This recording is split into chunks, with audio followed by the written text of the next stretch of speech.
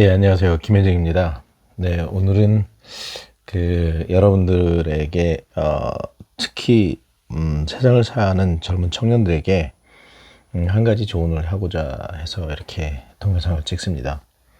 첫 번째는 여러분들이 이제 직장 생활을 하거나 사회 독립을 하면, 어떻게 삶을 살아야 될 것인가에 대한 고민을 사실 우리는 어릴 때부터 한 번도 받아본 적이 없습니다. 특히, 어떤 학교 같은 교육기관이라던가 아니면은 부모님이라던가 아니면은 유능한 멘토라든가 이런 곳에서로부터 어떤 지침이나 교육을 받은 적이 없는데 개인적으로 물론 제가 말하는 것이 정답이 아닐 수 있습니다. 하지만 우리가 꼭 알아야 되는 것들이 있다고 생각하는데요. 첫 번째는 돈이라는 겁니다. 화폐. 우리는 이 화폐에 의해서 울기도 하고 웃기도 하고 하는데 예전에 카이스트의 김봉수 교수라는 분이 자녀들을 유학을 보냈던 것 같아요. 그런데 유학을 보내다 보니까 돈이 너무 좀 모자란다라는 생각을 하셨던 것 같습니다. 그러고 나서 주식 투자를 해서 뭐 재산이 그때 그분이 뭐 4억 정도 모아갖고 500억을 만들었는데 지금 얘기 들어보니까 거의 한 1000억 정도 된다고 하시더라고요. 그러니까 그분은 원칙으로 주식 투자를 했어요. 근데 그분이 그렇게 돈을 모으고 나서 한 말이 뭐냐면, 돈은 사람을 행복하게는 하지만 최소한 불행으로부터는 건져낼 수 있는 어떤 도구 역할을 한다라고 얘기를 하셨습니다. 저도 그 말에 공감을 하고요. 우리가 이제 젊은이들한테 오늘 얘기를 드린 이유는 직장 생활을 하던, 그 직장을 하던 또는 직업을 갖던 굉장히 중요한 것이 몇 가지 있다고 생각합니다. 물론 화폐라는 의미를 이해를 하고 돈이라는 걸 모으는 걸 되게 중요하게 생각해야 되지만 인생을 살면서 직장을 구하거나 혹은 직업을 구해서 돈을 모으면 제일 먼저 절제하는 그 삶을 살아야 된다는 겁니다. 왜 그런 거 아니? 여러분들이 가장 사회 나가서 먼저 할 것이 여러분의 집을 구하는 거예요.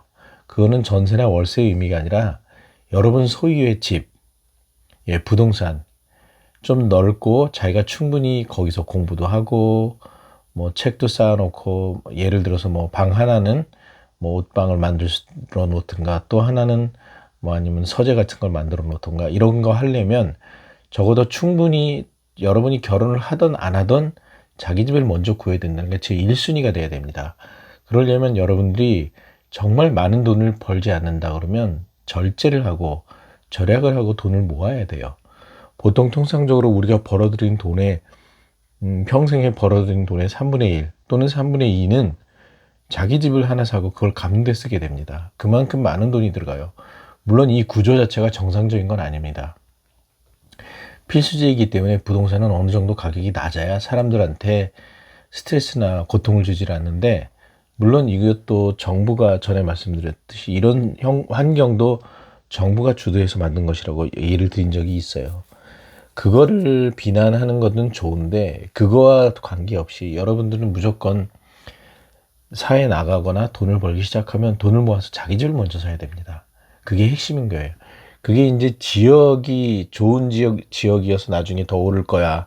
나쁜 지역에서 더 내릴 거야. 그러니 좋은 지역에 있는 집은 사도 되지만 나쁜 지역에 있는 집은 사면 안 되라고 할 수도 있어요.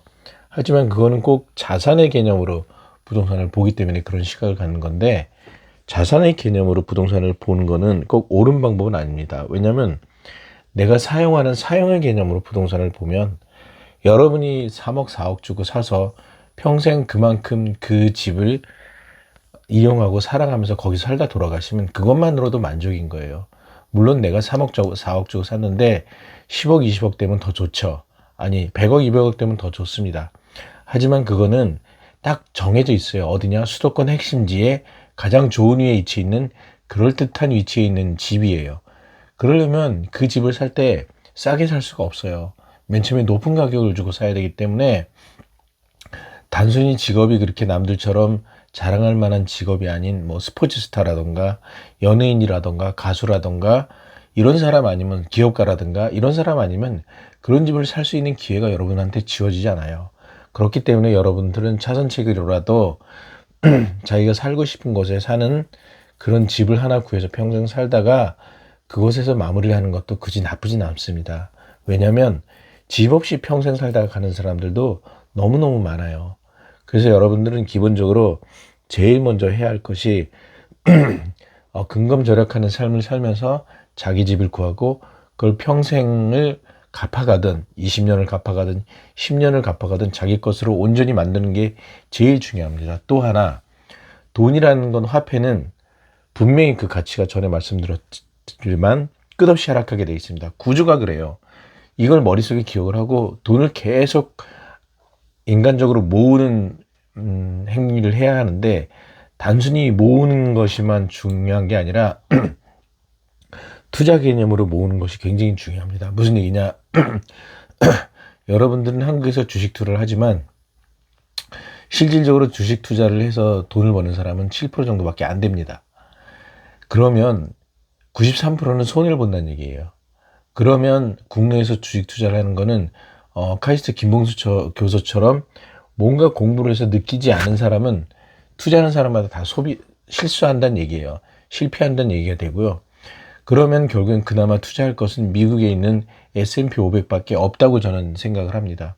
왜냐? 화폐 가치는 결국엔 하락한다고 돼 있었죠. 그러면 결국엔 통화량은 늘어난다는 얘기가 됩니다. 그러면 자산 가격은 끝없이 오를 수밖에 없는데, 그 유일한 자산은 물론 부동산이 될 수도 있어요. 그런데 그 부동산은 너무 많이 가지면 보이세라는 세금이 너무 셉니다. 여러분은 여러분이 사는 집 한 채만으로도 만족을 하셔도 되고, 내가 더 큰 부동산 업자가 되고 싶겠다 그러면 그때 여러 부동산을 사서 매매하는 매매 사업자가 되든 임대하는 임대 사업자가 되든 그걸 할 수는 있지만, 저는 개인적으로 부동산은 자기가 사는 집 하나로 만족을 하시고, 투자라는 주식이나 이런 자산에 대한 투자로 다른 방법을 찾으시는 게 맞다고 생각합니다.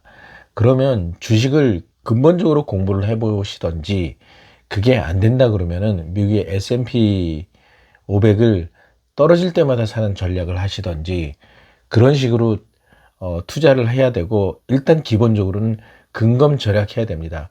그리고 내가 정말 큰 돈을 갖고 있지 않다면 저는 남자들 경우에 특히 결혼에 대해 추천을 안 드립니다. 물론 프로스트의 두 가지 길이 있어요. 가지 않은 길. 결혼을 하면 너무나 행복합니다. 자녀들 키우고. 그런데 그 과정 중에 돈이 없어서 너무나 많은 사람들이 무너져요. 유학을 보냈다가 제대로 못해서 자녀들이 유학에서 실패하고 돌아오니 가정 파탄이 나거나, 남자들 중에는 자살하는 사람들도 있고요. 홀로 가족들과 떨어져서 전 지방에 막 돌아다니다가 자연인처럼 살다가 돌아가시는 분들도 있습니다. 물론 이게 나쁘다는 의미는 아니에요. 하지만 자기가 평생 벌어오고 열심히 살았는데 써보지도 못하고 다른 사람들한테 돈이 들어가다가 죽는 사람들이 의외로 너무나 많다는 얘기예요.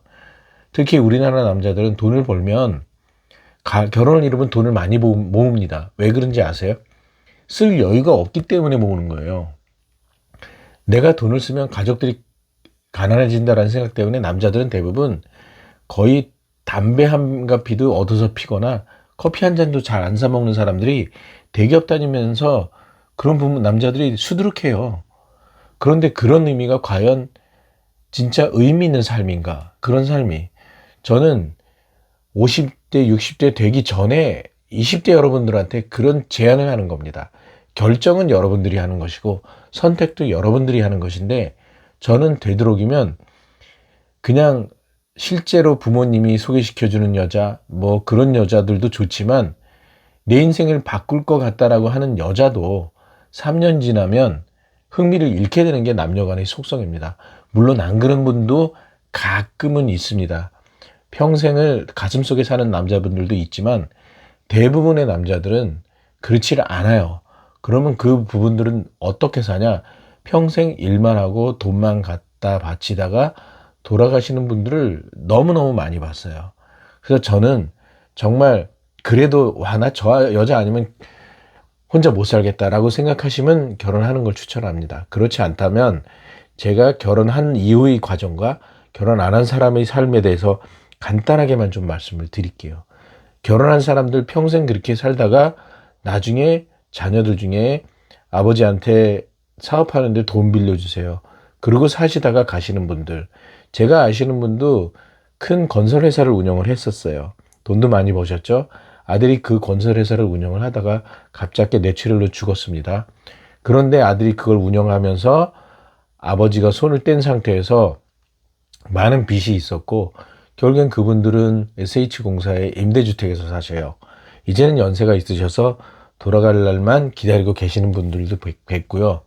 반대로 혼자 사는 남자들은 그냥 자기 앞가림은 합니다. 왜냐? 대기업 정도 다니면 연봉 한 7, 8천에서 1억 되는데 자기 집 하나 사고 그거 평생 갚아가고 남은 돈과 국민연금으로 자기 혼자 입가림을 사고 삽니다. 문제는 이분들도 있어요. 뭐냐? 외로움이에요. 혼자 살기 때문에 외로움을 많이 탑니다. 그래서 여자들한테 많이 유혹당하고요. 술에 많이 유혹당합니다. 또한 담배에 많이 유혹당합니다.